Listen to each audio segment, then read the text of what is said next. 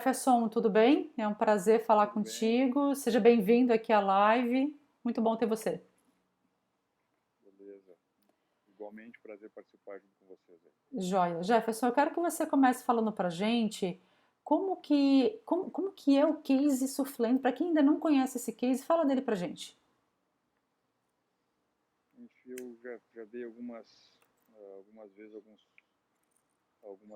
dei uma palestra específica sobre o Surfland, falando sobre o case, algumas pessoas já devem ter ouvido.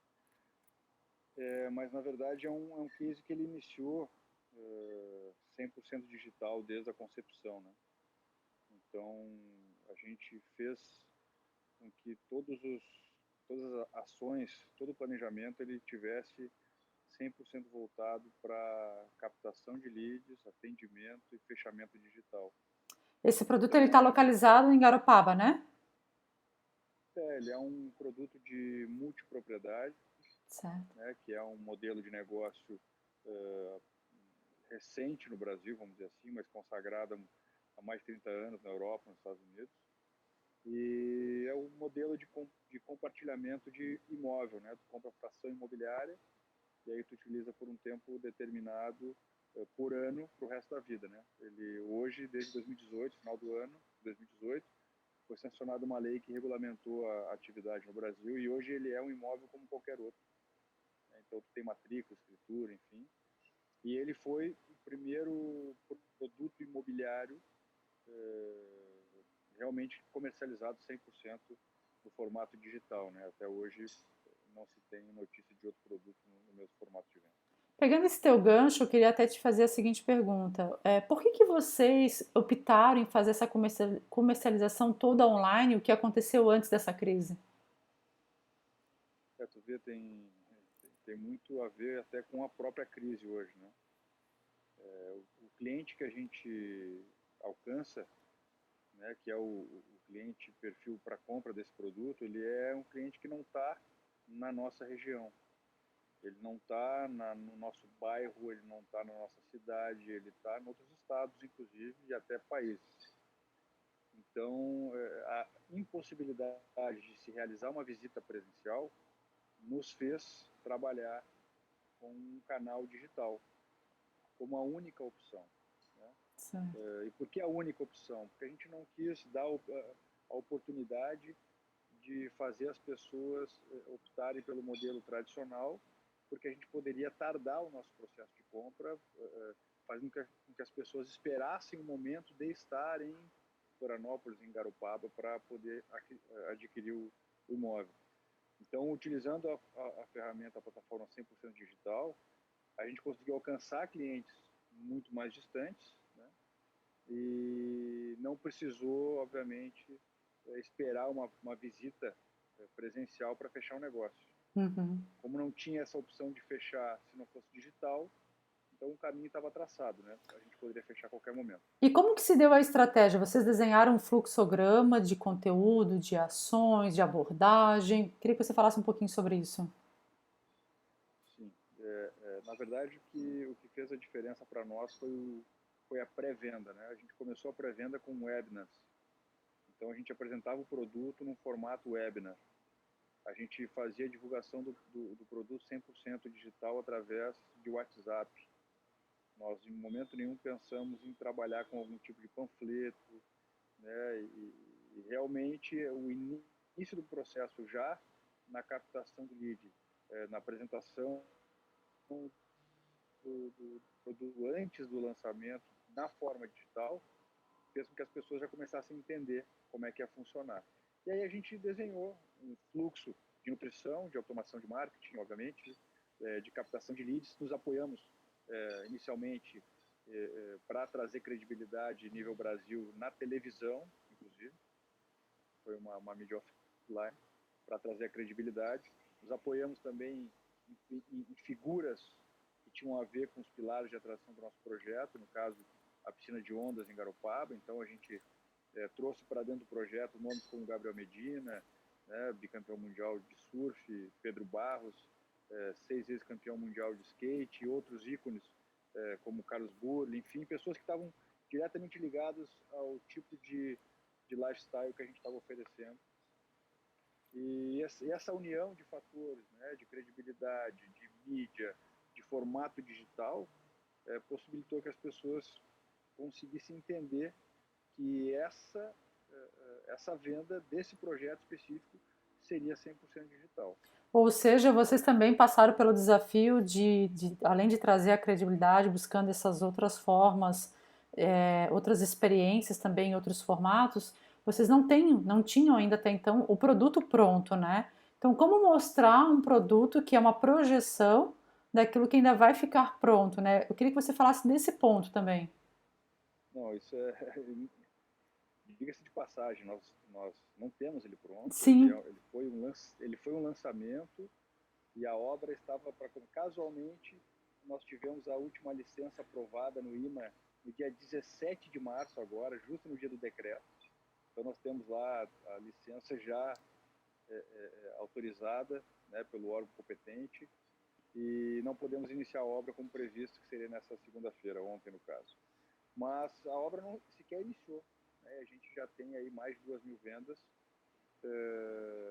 e de fato um maior desafio nesse primeiro momento era a questão de credibilidade, por ser um projeto de uma empresa desconhecida a nível nacional, e a gente está atraindo pessoas de nível nacional. Então um dos desafios era esse. Mas eu acho que o principal desafio mesmo era fazer as pessoas saírem da cultura de compra de imóvel presencial, da visita do imóvel, né? Do Então a plantão gente, físico, né? do plantão físico, enfim. Então, como nós não tínhamos essa forma de venda presencial, na essência, a gente fez as pessoas se acostumarem a ter que receber a nossa apresentação na forma digital, como a gente está conversando aqui, numa reunião online, numa apresentação padrão, como outros mercados já utilizam. Então a gente tem lá um roteiro de apresentação do produto, né? Ele vai desde o início da apresentação do promotor de vendas até o final, que é a leitura do contrato em tela e a assinatura imediata, né? Então a gente faz todo o processo ponta a ponta, desde a captação, início do atendimento, 100% digital. Hoje a gente já tem lojas abertas, aí, enfim, para atendimento presencial, principalmente por conta do formato de negócio, ser para público que foca nas férias, então a gente teve que aproveitar o momento de verão, mas o nosso processo hoje continua 100% digital, com uma apresentação online de todo o projeto, de todos os pilares que ancoram aí a atratividade do nosso negócio, seja ele para investimento, seja ele, no caso de investimento no formato da multipropriedade, que é um negócio rentável, seja para férias com a família por conta do resort, seja o destino como atração principal, seja o esporte, e aí que são diversos esportes que a gente oferece, né, que atraem vários públicos, mas principalmente o surf, tanto para quem já surfa quanto para quem quer aprender a surfar. Tudo Já isso a gente explica numa apresentação. entendi. Ô Jefferson, vocês sentiram necessidade de ir adaptando, ou seja, ir moldando o conteúdo que vocês foram observando que esses clientes, pela experiência que vocês iam passando ao atendê-los, que eles foram sentindo necessidade, vocês foram introduzindo isso nos roteiros de vocês de abordagem? Até hoje. Até hoje ainda Até é hoje. assim. Até hoje. Que Inclusive, tipo, quais são as principais necessidades assim que você poderia citar? não, a gente, o que acontece? No primeiro momento, as pessoas tiveram dificuldade de entender o processo e naturalmente, a ponta de vendas, ela acabava sendo levada a tentar avançar num agendamento, dando muita informação, né? Então, a gente teve que ir moldando o nosso formato de atendimento. Então, a gente cancelou envio de material por WhatsApp, cancelou envio de material por e-mail, né? Toda a nossa apresentação teria que ser exclusivamente através de um promotor, numa videoconferência, compartilhando a tela e trazendo a emoção, né, das imagens com a emoção da fala, né, para poder somar esses dois fatores aí para gerar mais potencial de conversão. E claro, a gente fez um trabalho inicial, claro, no início do processo, muito, muito quente mesmo. A própria live, na hora que a gente fez os webinars, serviu como aquecimento suficiente para a venda, né? Mas logo que foi passando a curva, o lançamento, as pessoas começaram a querer um pouco mais de informação e começaram a querer pensar um pouco mais. Então começou a diminuir a escassez, começou a diminuir a urgência. Então o nosso tempo de venda, que estava lá em 1 dia, 2 dias, começou a ir para 13, 14, 15 dias, né? E aí a gente começou a perceber que a gente precisava criar ferramentas para gerar essa escassez, Para para gerar, aquecer, né, esses leads, para né? que, que esses, na verdade, a partir do atendimento, para que esse lead não ficasse numa linha de aquecimento muito longa. Então a Certo. gente criou benefícios para as pessoas que compravam no primeiro atendimento, né? Ente- Então, quem era atendido numa primeira vez e tomava a decisão imediata, a gente ainda damos alguns benefícios no formato de pagamento, no desconto, ou algumas outras coisas que a gente tem, como prancha, como estadias, enfim, diárias ao redor do mundo, ou em Garopaba, ou algumas coisas que a gente pode ir ainda criando para que as pessoas tomem uma decisão de compra mais rápida, né? Claro, a gente dá total condição para essa pessoa tomar a decisão, né? Com segurança, com informação, Com com credibilidade, transparência, né? com credibilidade, e aí a gente realmente conseguiu, de novo, fazer essa curva, esse tempo de fechamento diminuir.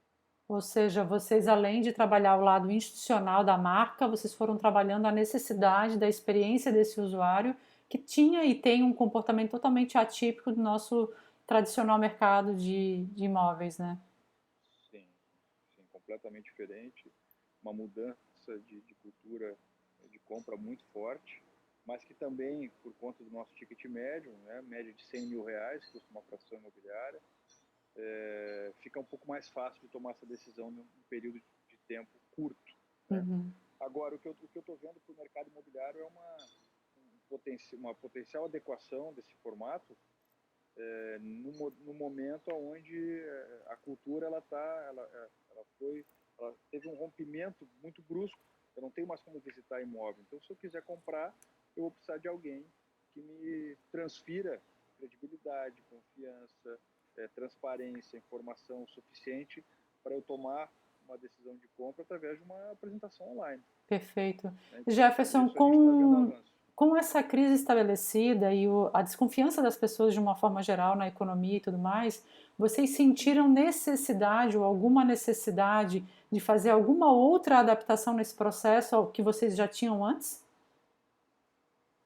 Não, a gente está melhorando o nosso processo. Agora não é mais nenhuma questão de adaptação, agora é uma questão de melhora de processo. A gente conseguiu consolidar o nosso formato de venda. Nesse período, a gente continua vendendo digital, por incrível que pareça. Por mais que a gente tenha tido uma pequena queda, a gente continua tendo uma demanda, inclusive, maior, por incrível que pareça. Eu ia te A nossa perguntar isso, demanda, como é que estava a demanda, justamente. a nossa demanda aumentou, ela chegou a ter picos aí de quase triplicar a demanda por dia. Caramba, da semana Então, passada para cá. nesse final de semana aí a gente chegou a triplicar o número de leads. E com o mesmo investimento, né, que é importante dizer. E com nenhuma nova ação da semana passada para cá? Não, nenhuma nova ação. Ou seja, o digital acabou sendo uma ferramenta talvez até de passar o tempo, né? As pessoas estão se disponibilizando, tem tempo, estão sem ter o que fazer, a curiosidade está aguçando e, enfim, a gente está captando mais leads, mas eu não posso também te dizer que esses leads estão sendo potenciais compradores como eram antes. A gente Sim. aumentou a demanda, mas a gente não aumentou as vendas. A gente Aumentou o continua volume, né, mas não necessariamente as vendas ainda. num patamar estável, mas acredito que a gente deva ter essa regularidade. O que a gente está fazendo agora não é adequação, sim um aprimoramento do processo, no aspecto de visual principalmente, e a gente deve ter algumas mudanças, e aí não é uma questão nem de momento de mercado, coronavírus ou não, mas a gente deve ter alguns ajustes aí em breve por conta do início de obras, né? Então, iniciando obras, a gente deve ter um novo reposicionamento comercial, naturalmente, um ajuste de preço, não há como fugir, e, enfim, no mais a gente tem ferramentas aí que nos auxiliam dia a dia no processo de atendimento, que também continuam em constante melhora, mas a adequação específica por conta do coronavírus a gente não sentiu essa necessidade ainda. Certo. Mais duas perguntas para a gente terminar. A primeira, eu quero entender um pouquinho do processo com o time de vendas, como é que vocês têm feito os repasses, ou como é que vocês sempre fizeram para manter eles atualizados, treinamentos, informações e tudo mais. Como que se dava isso, ou se dá até hoje? Não, até tu me perguntou se a gente mudou bastante o processo ao longo do período, né? Hoje a gente não está mudando muito mais, agora nos primeiros 100 dias a gente mudou 6 vezes, né? Então era praticamente a cada 15 dias a gente fazia uma nova mudança. Foi um momento que eu tive bastante presente na operação, no dia a dia, no operacional mesmo, junto com a equipe de vendas, e era surpreendente a necessidade de ajustes, né? Então a gente mudou 6 vezes em 100 dias, isso foi uma loucura, né? No E eu mercado acho que, tecnológico, como a gente costuma falar, vocês pivotaram bastante aí no processo, então. exato, e talvez essa tenha sido a grande diferença do nosso sucesso, porque a gente realmente montou um time de pessoas com uma mente aberta, Legal. né? A gente optou por ter um perfil de pessoas jovens nesse atendimento inicial, e elas estavam abertas a receber novas instruções e acatar as alterações e testar e medir o tempo todo. Não estou dizendo que a gente acertou sempre, mas Sim, justamente errar foi o caminho para acertar. sim. A gente só não titubeou, a gente não pensou duas vezes, né? A gente realmente foi para ação e testou o que a gente precisava testar para acertar.